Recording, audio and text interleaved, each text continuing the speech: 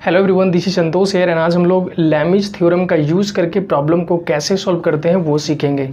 तो बेसिकली अगर आपके एग्जामिनेशन में इस तरह के न्यूमेरिकल्स पूछे जाएंगे जिसमें लैमिज थ्योरम का यूज़ करने के लिए बोल देगा तो आप उसे कैसे सॉल्व करेंगे वो हम लोग आज इस वीडियो में डिस्कशन करेंगे।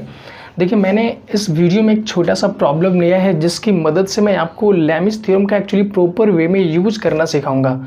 सबसे पहले मैं आपको ये याद दिला दूं कि लैमिज थ्योरम होता क्या है। तो लैमिज थ्योरम में मैंने आपको बताया भी था, उसमें प्रूफ भी करवाया है कि अगर 3 को प्लानर फोर्सेस अगर हम लोग को दिए रहते हैं, जैसे कि एक देखो 2 इधर एक नीचे, तीनों के बीच का एंगल्स हम लोगों को पता रहता था। तो लैमिज थ्योरम में जो स्टेटमेंट हम लोग को पता है, जैसे देखो याद दिला देते हैं आप लोगों को, हमने आपको बताया हुआ कि अगर 3 फोर्सेस एक्ट कर रहे हैं F1 F2 एंड F3, ठीक है, और तीनों के बीच का एंगल्स बोले तो F1 का जो एंगल्स है वो ये वाला लिया जाता था और F2 यहाँ पे बीटा एंड यहाँ पे गामा। अगर ये तीनों एंगल्स आप लोगों को पता हो, ये तीनों फोर्सेस क्या होना चाहिए, कंडीशन से ये तीनों फोर्सेस को प्लानर होने चाहिए और तीनों के बीच का एंगल्स आपको पता हो, अल्फा बीटा और गामा हो। तो जो लैमिज थ्योरम में स्टेटमेंट हम लोग को आता था वो क्या आता था, तो आता था F1 upon sine alpha is equals to आता था F2 upon sine beta is equals to क्या आता था F3 अपॉन साइन गामा, यही आता था ना। देखो यहाँ पे 3 फोर्सेस थे, वो कोप्लानर फोर्सेस किसी पॉइंट पे लग रहे हैं, वो ये तीनों फोर्सेस इक्विलिब्रियम में होते थे। तो लैमिज थ्योरम के अकॉर्डिंग हम लोग को आता था F1 upon sine alpha is equals to F2 upon sine beta is equals to F3 upon sine gamma. ये तो पिछले वीडियो में हम लोगों ने कर लिया है। आज के इस वीडियो में हम लोग ये प्रॉब्लम्स को सॉल्व करेंगे यूजिंग लैमिज थ्योरम। तो चलिए देखते हैं इस प्रॉब्लम में क्या हम लोगों को बोला गया है। जैसे देखिए, बोला गया है an electric light fixture weighing 50 Newton hangs from a point C by 2 string AC and BC. The string AC is inclined at 60 degree to the horizontal and BC at 40 degree to the horizontal. Using Lami's theorem, determine the forces in the string AC and BC. देखिए, इसको आप लोग पढ़िएगा, मैं आपको इसको figure को अच्छे से समझाता हूँ। जैसे कि यहाँ पे इस प्रॉब्लम में ये बोला गया है कि एक इलेक्ट्रिक बल्ब है जो कि 2 स्ट्रिंग की मदद से फिक्स किया गया है, मतलब हैंग किया गया है, टांगा गया है ना। जैसे देखो एक इलेक्ट्रिक बल्ब है जिसको 2 रस्सी की मदद से, स्ट्रिंग मतलब क्या होता है, रस्सी की मदद से टांगा गया है।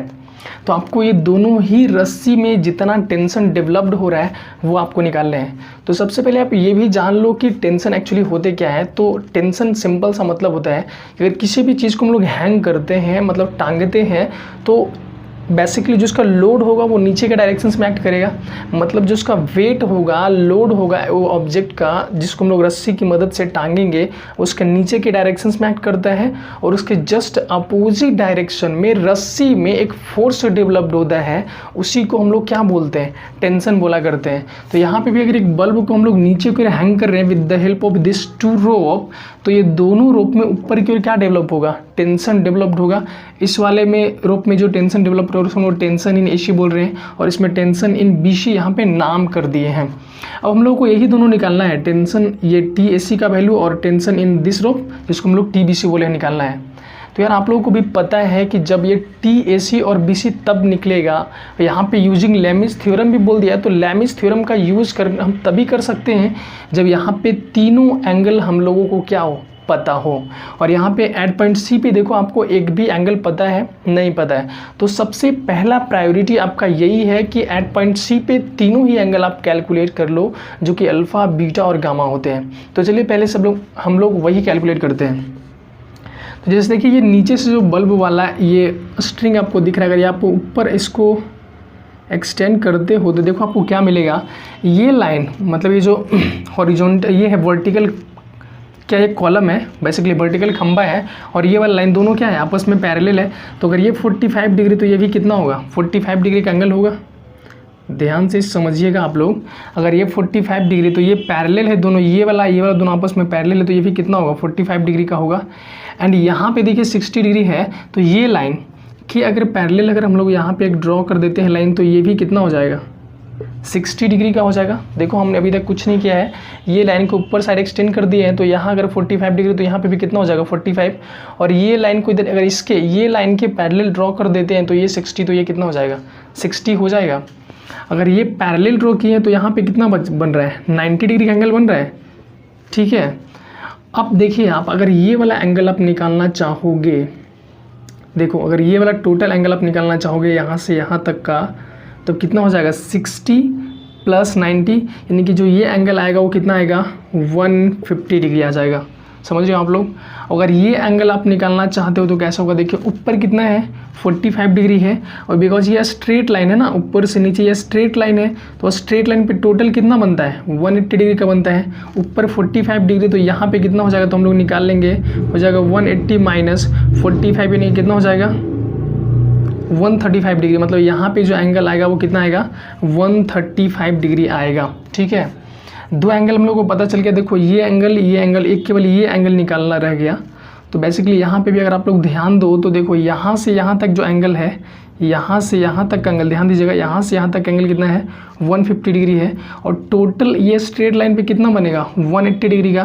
तो यहाँ से यहाँ तक का एंगल अगर हम लोग निकालना चाहेंगे तो 180, ये स्ट्रेट लाइन पे टोटल 180 में से 150 करेंगे माइनस, तो कितना हो जाएगा यहाँ का एंगल 30 डिग्री हो जाएगा।